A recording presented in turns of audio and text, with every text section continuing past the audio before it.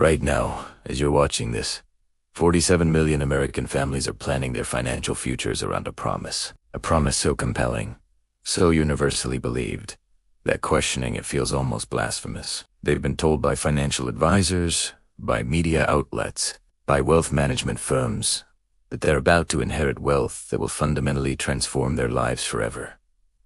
They're wrong, and by the time most of them realize it, the window to protect themselves will have already closed. Let me give you a number. $124 trillion.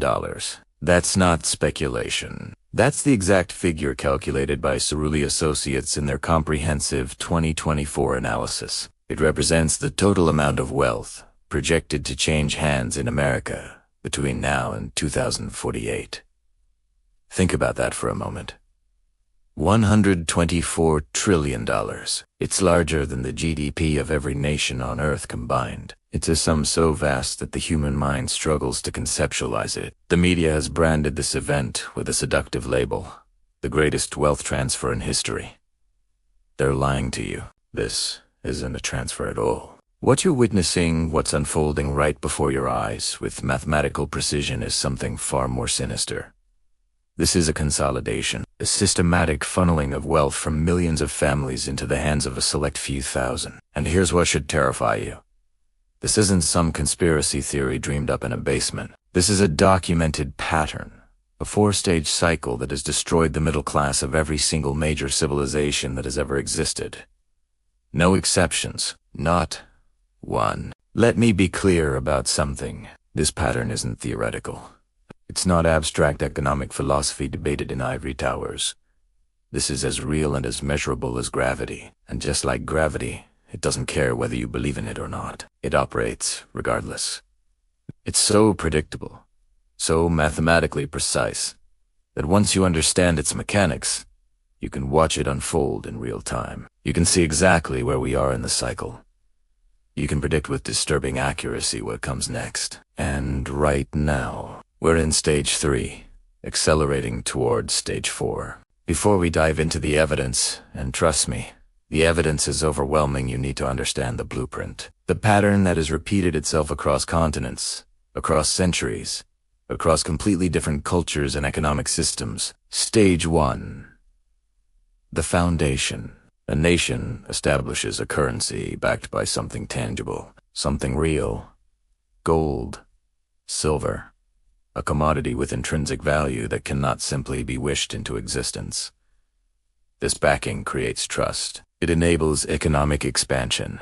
It generates the powerful illusion that prosperity will last forever. Citizens save in this currency with confidence. Merchants accept it without hesitation. Foreign nations stockpile it as reserves. Stage 2. Expansion and debasement. Inevitably, the government faces mounting costs. Wars drain the treasury. Welfare programs expand. Imperial overreach stretches resources beyond sustainability. And so, like every desperate government in history, they make a choice. They begin to quietly, systematically degrade the currency. They reduce precious metal content. They print more paper notes, backed by nothing. They issue proclamations assuring everyone that nothing fundamental has changed. Trust us, they say. The currency is as strong as ever. Stage 3. Loss of control. The debasement accelerates. Inflation rises, slowly at first, then catastrophically. The currency collapses. And here's the critical part. The mechanism that destroys generations of accumulated wealth. The middle class, holding the majority of their savings in that debased currency, gets absolutely obliterated. Their purchasing power evaporates. Their life savings become worthless. Meanwhile, those closest to the money creation process, the political elites, the large landowners, the financially connected, they don't just survive. They thrive. They consolidate. They acquire the assets of the desperate middle class at fire sale prices. Stage 4. The reset. A new currency is introduced. Wealth that was once distributed among millions of families has now concentrated into the hands of a few thousand elite households. the system restarts. The cycle begins again. And the people, they never see it coming. They never understand what hit them. You're thinking right now? That's ancient history. That's not how modern economies work. Let me prove you wrong with 3 separate examples spanning 2,000 years of human civilization. 3 completely different societies. 3 different continents. Some pattern. Same outcome. Every single time. Rome, 64 AD. The city is burning. Emperor Nero stands amid the ashes, desperate for funds to rebuild and to silence the rumors that he started the fire himself. He needs money, and he needs it fast. The denarius, Rome's silver coin, had been the gold standard of currency for centuries. Under Emperor Augustus, it contained 95% pure silver. This wasn't just a coin, it was a promise. A guarantee of value that had underpinned the greatest empire the world had ever known. Nero made a decision that would echo through centuries. He reduced the silver content to 80% purity. To the average Roman citizen, the coin looked identical. It felt the same, but something fundamental had changed. Stage 2 had begun. Over the next 130 years, the debasement accelerated with terrifying consistency. Under Septimius Severus, that same denarius contained just 46% silver. Then came Caracalla in 215 AD. He introduced the antoninianus, supposedly worth a denarii, but containing only 1.5 times the silver. Monetary fraud on a civilizational scale, sanctioned by imperial decree. By 253 AD, the situation had become catastrophic. The antoninianus now contained just 20% silver. A decade later, 2% silver. Let that sink in. What had once been the most trusted currency on Earth, the monetary foundation of a continent-spanning empire, was now 98% base metal. The debasement was complete. The consequences were swift and devastating. Prices exploded by over 1,000%. Small landholders, the backbone of Roman society, lost everything. Farmers who had worked the same land for generations were forced to sell at ruinous prices or simply abandon their property. But the wealthy, those who held land, gold, physical assets, they consolidated power with ruthless efficiency. They bought distressed properties from desperate neighbors. They acquired entire estates for fractions of their real value.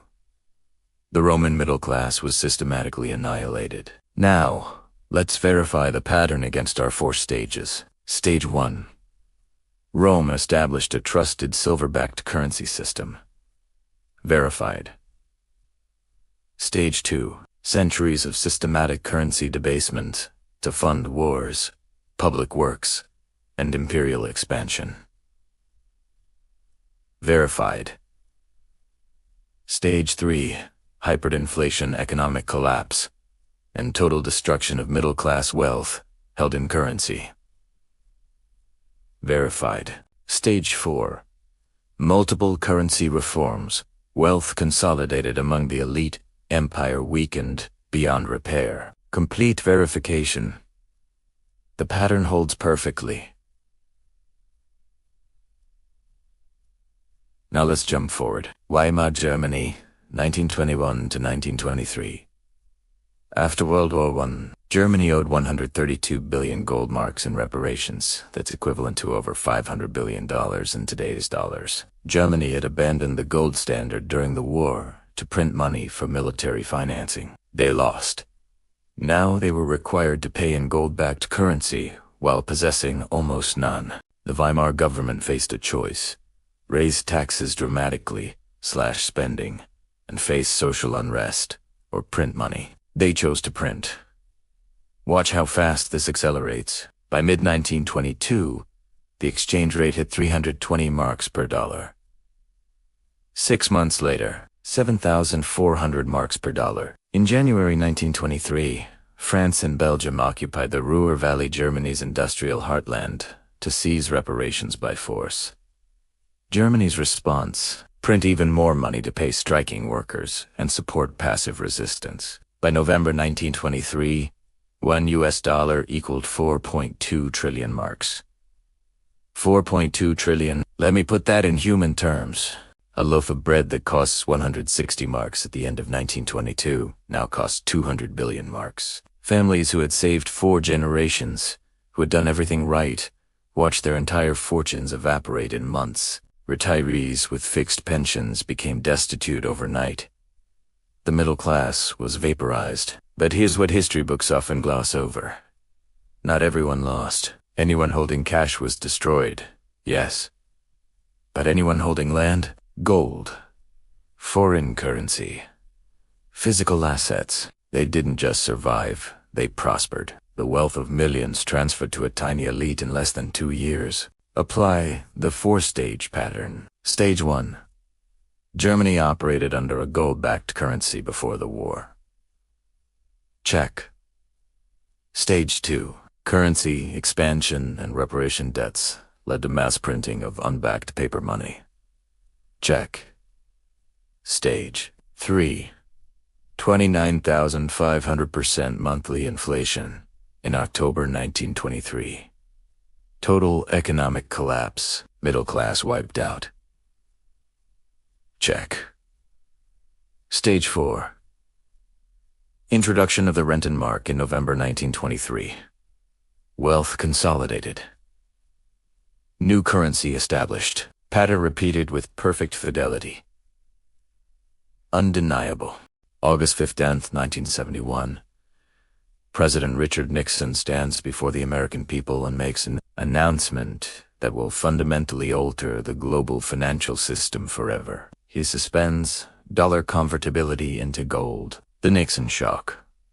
For 27 years since Bretton Woods, in 1944, the dollar had been pegged to gold at exactly $35 per ounce. Every other major currency was pegged to the dollar. This created a stable, predictable system that had underpinned the greatest economic expansion in human history. But by 1971, America was hemorrhaging gold reserves. Foreign governments watching America print dollars to fund the Vietnam War and Great Society programs demanded redemption. The USA had only 10,000 metric tons of gold left, less than half its peak reserves. On August 11, 1971, Britain alone requested $3 billion in gold be physically moved from Fort Knox to the Bank of England. Nixon had no choice. He closed the gold window. The dollar became pure fiat currency overnight. Within 15 months, the Bretton Woods system collapsed entirely. What happened next validated the pattern with disturbing precision. The 1970s delivered stagflation, simultaneous high unemployment and high inflation, something economists had claimed was impossible. Unemployment hit 6.1%. Inflation soared past 5.84% annually and kept climbing, eventually reaching double digits. Those holding dollars watched their purchasing power evaporate year after year. But those holding assets, real estate, gold, equities, the wealth gap, which had been narrowing since World War II, began widening systematically and hasn't stopped since. Verify the pattern for America. Stage 1. The U.S. established the gold-backed dollar as world reserve currency under Bretton Woods. Check. Stage 2. Decades of deficit spending, war, financing, and monetary expansion drained gold reserves and forced abandonment of gold backing. Check. Stage 3. Gold window closes. Fiat currency unleashed. Inflation destroys savings. Middle class loses purchasing power systematically. Check. Stage 4. The current system, floating fiat currencies. Wealth inequality at all-time highs. Pattern repeating in real time. Verified.